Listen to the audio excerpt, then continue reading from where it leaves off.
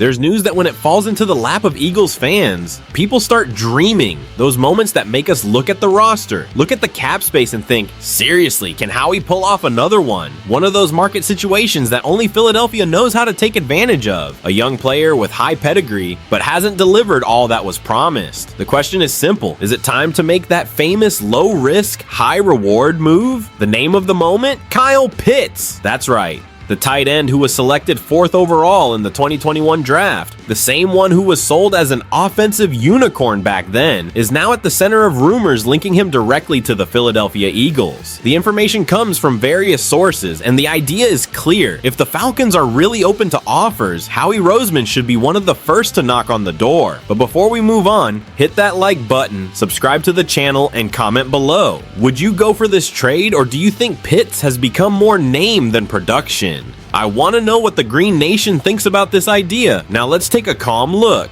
The guy has potential. He stands 6'6", weighs 245 pounds, and runs a 4.4 in the 40-yard dash. As a rookie, he surpassed 1,000 yards and made it to the Pro Bowl. However, since then, the reality has been different. Only 10 touchdowns in 4 seasons, and no campaign with over 700 yards since his rookie year. For a player with a top 5 draft status, that's low, very low. But that's where the Philadelphia Eagles factor comes in. If there's a franchise that knows how to take dormant talent and turn it into production, it's ours. What they did with Hassan Reddick, Josh Sweat, and even Jalen Hurts, who many doubted, is proof of that. And with Kevin Patullo taking over as the new offensive coordinator, the offense is going to have even more variations. Can you imagine Pitts lining up alongside Dallas Goedert, with A.J. Brown on one side, Devonta Smith on the other, and Saquon Barkley coming from the backfield? How do you cover all that? Of course, there's the financial side. Pitts has a salary of $11 million for 2025, the last year of his rookie contract. But with the cap flexibility that Howie always finds, it can fit. And if it works out, we could even think about a future extension at a fair value. Now, let's be honest, there's also risk. Matt Ryan himself has said that Pitts doesn't have that natural feel for routes, that he doesn't present his body to the quarterback,